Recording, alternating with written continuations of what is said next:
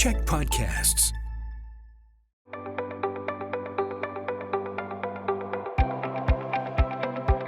Hi, I'm Bruce Williams. I'm the CEO of the Greater Victoria Chamber of Commerce, and this is Chamber Chats, coming to you as always from the podcasting studios of the Czech Media Group, one of our chamber champions. I would like to begin by acknowledging, as always, that I live and work in the ancestral territories and lands and waters of the Lekwungen-speaking nations, known to us as Songhees and Esquimalt nations. And Chamber Chats is made possible by the support of Island Savings, a division of First West Credit Union, and they have experts with solutions as unique as your business. So you're watching a TV show, and they're in the hospital, and the doctor walks up and picks up the clipboard and says, "I'm just checking your vital signs. I'm just checking to see how you're doing." Vital signs is what tells us how our body is functioning. Well, as you probably know, the Victoria Foundation publishes this every year. This is the Vital Signs Report, which has just come out. So we're going to take a look at the vital signs for Greater Victoria and see how we're doing this year compared to past years. This is all an effort put together by the Victoria Foundation. Jonathan Dyck is with us. He's the Director of Communication and Community Engagement for the Victoria Foundation. Jonathan, how are you? I'm doing great. How are you doing, Bruce? Good. Thanks for being here. And also joining us is Paige Shoenfeld. She's the Senior Vice President with Leger in Western Canada, the people who collect the data. Is that accurate to say it that way, Paige? Absolutely, Bruce. And thank you for having me. So, Jonathan, let's do this thing where you just run into somebody for the first time and they're meeting you and they say, "What vital signs? What is that, Jonathan?" So Vital Signs is a program that, as you described, checks on the well-being of our community. And so we've been doing this for 18 years now, and it's a report that really wants to look at what's working well in our community, where are those areas for improvement, and where are some of those levers that we can pull and really spur that action. And so this was a report that was created in 2006, and it came from an idea from the Toronto Foundation, where they were the first ones to do vital signs.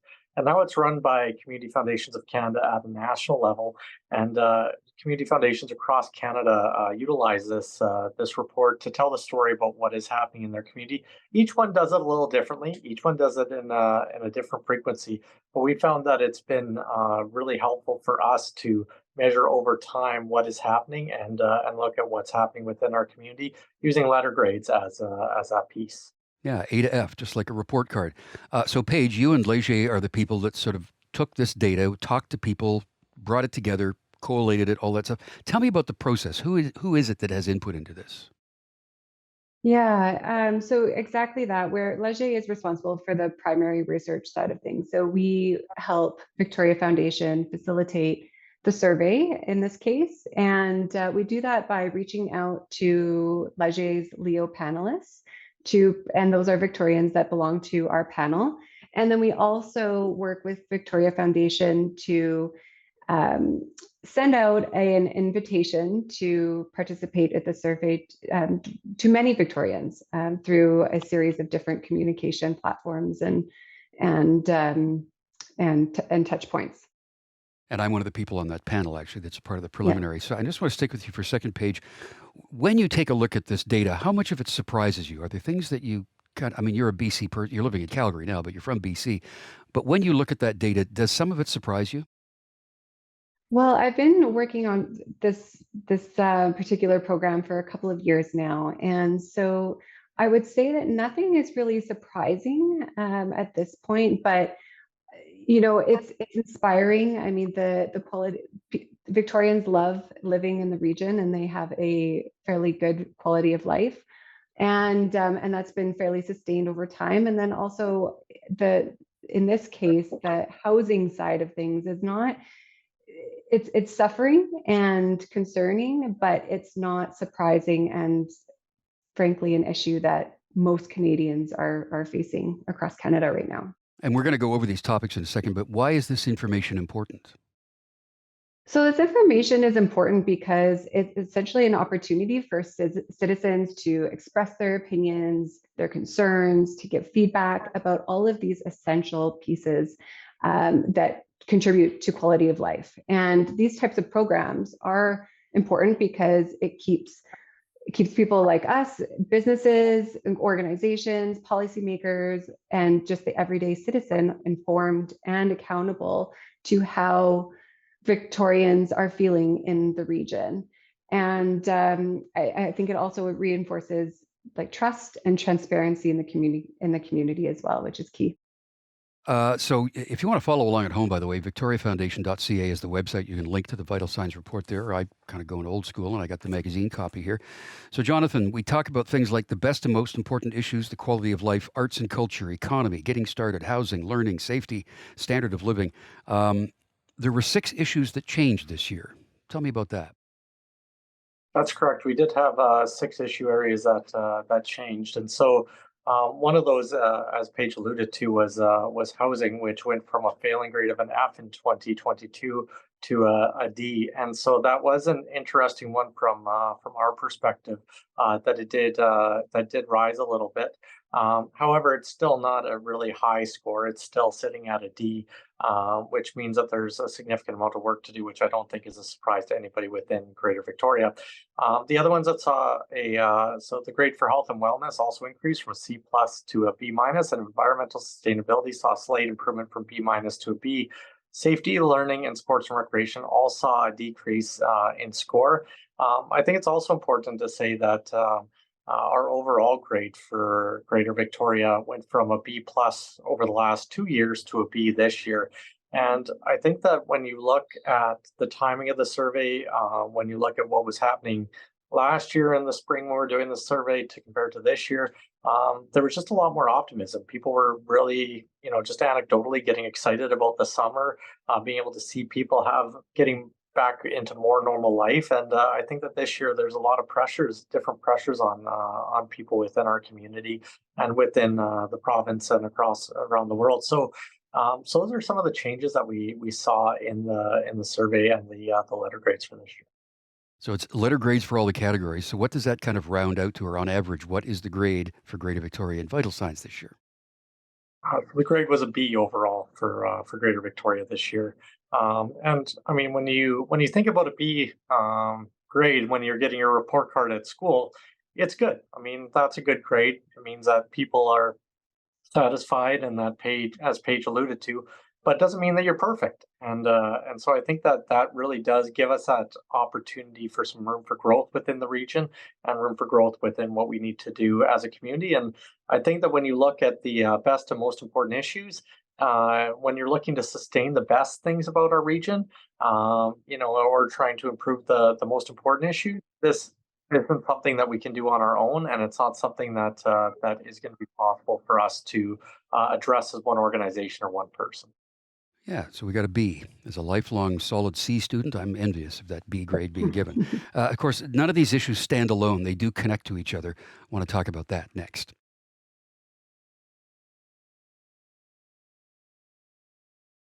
On Chamber Chats today, we are talking about this, the Vital Signs Report that just came out a few weeks ago through the Victoria Foundation. Jonathan Dyck is with us. He is Director of Communication and Community Engagement for the Victoria Foundation.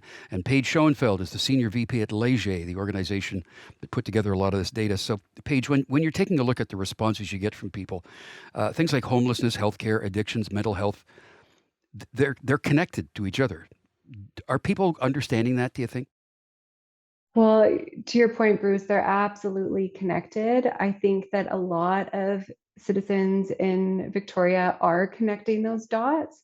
They see it, they feel it, they know people, and some aren't, but for the most part, I would say yes, people are connecting those dots. Yeah, Jonathan, But that's Bruce, something that. I think Oh, sorry, go ahead. Or I was just going to build off that and just say that, it's interesting this year how cost of living is now the most important issue. On that piece last year was housing and cost of living that were tied for that top spot. And so just building off of what Paige said, I mean, I think that this is, you look at cost of living and you look at the other issues that are there, they are all tied together. And it is something that you do need, as they call them, multi-solves to be able to address these challenges. Yeah, there's conversations all the time about how this is manifesting on the streets. And Jonathan, you and I have talked about that. A lot of us have talked about it. People identify with and plainly see the crime and violence that's associated with what's going on the streets without, I think, fully realizing the fact that all of that is caused by mental health and housing. And that's the core of this whole thing. So, Jonathan, I'll ask you the same question. Are people making the connection necessary to see that these events and these topics are all connected? I think that there is that connection between these challenges. And I think that that's why people, when you look at these, it can seem overwhelming to try to address these. When you look at something like housing and you look at the cost of a single family home in Greater Victoria. And we always use the May data within the report for secondary data. I mean, it did go down from 2022, but in May of this year, the median sale price was $1.17 million. So I think that's still a big challenge within our region. When you look at rents for all unit types, it was up 7.5% to $1,467. And I think that when you take these into account, you look at housing, homelessness, mental health, and you look at access to services, which is part of our questionnaire when we send it out to people. And I think that's no surprise to people that these challenges do all have a interrelationship, and that we can't just say we're going to fix the housing problem and then everything else will follow. Or we're going to fix the healthcare and access problem and then everything else will follow. We have to do these in tandem, and we have to do them as a community. What do those house prices do to people in Calgary when they hear those numbers, Paige? Invite Victorians to move to Calgary. Okay, not going to happen a lot, but it's definitely more affordable here. Yeah, safety, by the way, public safety got a C+ grade, so that's where we're at with that. Okay, so something else, Jonathan, that as you say, these priorities shift all the time. A few years back, almost right at the top of the list for people was municipal amalgamation. Why have we got 13 municipalities? Why can't they merge together? Well, that's like number 14 on the list now. So changes like that are interesting to see, aren't they? It definitely is over time, and I think that one of the pieces is that when we look at cost of living and housing have always been up there, and homelessness have been up there.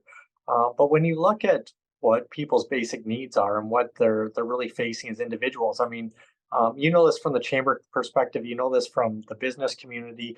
I mean, I think that cost of living is such a high priority for people right now. I don't think that you can go to any table, whether it's a boardroom, a coffee shop, your table at home, and people aren't talking about the costs of different goods. I mean, whether it's from going to the grocery store or mortgages, rental rates, transportation, it doesn't matter what that topic is. It's impacting people at an individual level. And so I think that that's what you're really seeing within the vital signs report, and that shift that you're seeing in some of these priorities as it goes, is that is a huge piece of where that conversation is going and why it has gone from some of these other topics into that. And Paige, I think when you take a look at the results here, the data which you process, demographic would play a part in that. People's ages, their socioeconomic position when it comes to things like the economy and housing and safety, sports and recreation, it differs from generation to generation, doesn't it? Mm-hmm. Yeah, it does. I mean, in this year's results, we saw a lot of differences between income brackets. So definitely those who were in the lower income brackets were feeling the pinch, had greater concerns, lower grades than those that were in the higher income bracket. We also saw some differences between those who were white versus in the BIPOC community. And so yeah, the differences vary, and depending on who you are and the demographics that you have, you're going to be evaluating at a different level. I had an interesting thing happen at the chamber office just the other day. A couple of people, seniors, retired people, who had recently moved to Victoria, they had settled downtown, they sold their car, and they started to travel around by transit. And they just happened to be walking past the chamber office and stopped in and said, "What's going on around here? Like, who are all these people on the street? Where did this come from? Why is this happening? Whose fault is this?" So when we want to go back, Jonathan, now to talk about the public safety thing, there was a startling increase in violent crimes. Sexual assault was up 181%. Yet the overall crime rate was down. Can you explain that to me a little bit? Yeah, so Del Manick, who's with the Victoria Police Department, is one of our subject matter experts and also on our Vital Community Network, along with you, Bruce. And I know that one of the things that he said in an interview was that when you look at something like the sexual assault rates, one of the pieces is that you never want to hear about that. There's a lot of work that needs to be done around that, but this is part of that reporting that's coming into police now. Is that people are report? He was saying that there is more reporting, which is a good thing because those type of incidents should be reported to police and they should be followed up on as they need to be. There's still, I know that there's different pieces around that, but I think that that's where it's going. I think that, and Paige, maybe you can build off of this, but I mean, one of the interesting things that came out of the data this year was around feelings of safety and around who always or frequently feels safe in our community. And so when you look at who's giving good grades, there is a demographic breakdown where people who are younger actually are giving a better grade than people who have been in the community a longer time and maybe older, and are seeing some of these shifts within our community. And so that's an interesting perception piece from our community around that safety aspect. The overall crime stuff is down, like you said, and Paige, we're below the Canadian crime rate, and we're well below the BC crime rate as well. So people's perception of this violence increasing and those things happening, we're actually below the national and BC average, aren't we? Yeah. I think, perception can play a big role in how people evaluate. And to Jonathan's point, if the older you were, the lower the letter grade that you would provide in this case. And often these older individuals have been in Victoria for a long time. They've lived here, they've experienced Victoria in what they believe is a different environment. And so we're probably seeing that play out in perceptions. One of the things that we face in this region is getting around, our mobility, our transportation options. There's some stats in Vital Signs about that. I want to talk about that next.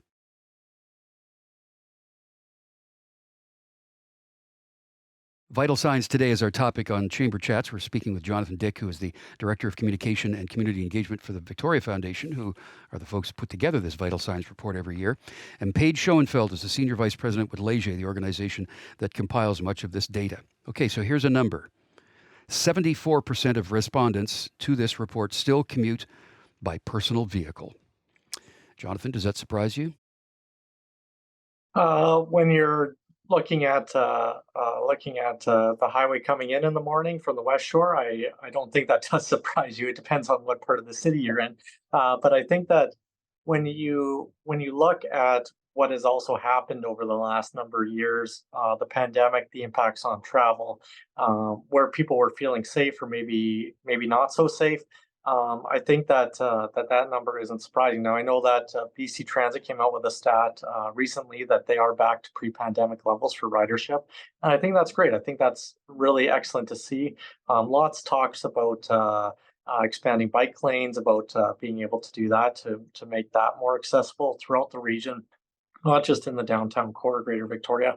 But the other secondary data piece that really stuck out to me is that 2022, 2023, households in Greater Victoria owned or leased an average of 1.6 insured motor vehicles, on par with the previous year, and just slightly lower than the BC average of 1.7. And so I think that when you're looking at it and people are still owning vehicles and having to get around, I think that that's one of those pieces that we can continue to work at with as a community to look at these sustainable transportation options and how do we improve our opportunities.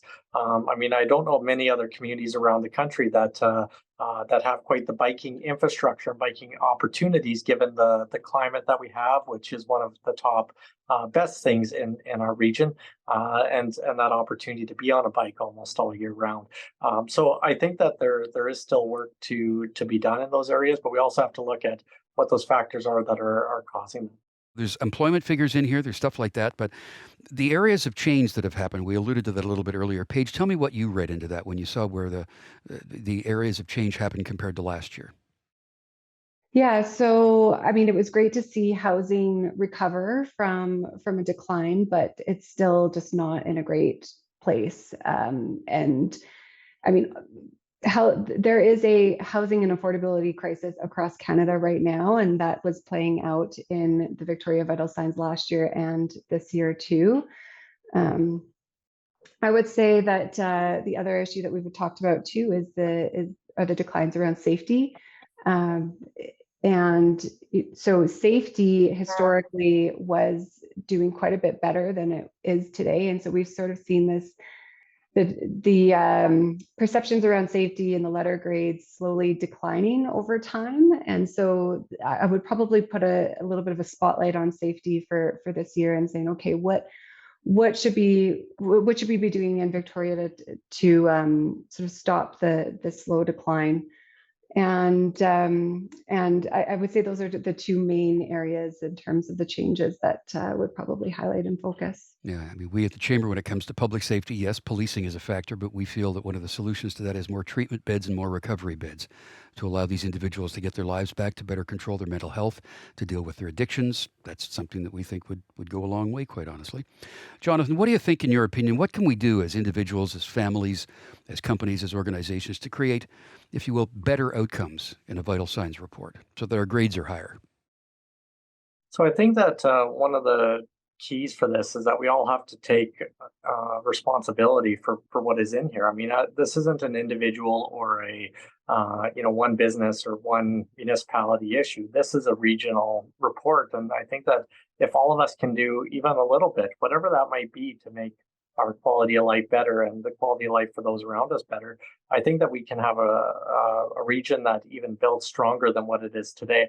I think that Greater Victoria is an awesome place to live and work. It's an awesome place to raise a family, which I mean, parks is number 4 on the best things about living here. And I mean, with 2 small kids, I can tell you that is one of the best things about being here. Is you can be outside almost any time of year, sliding down the slide.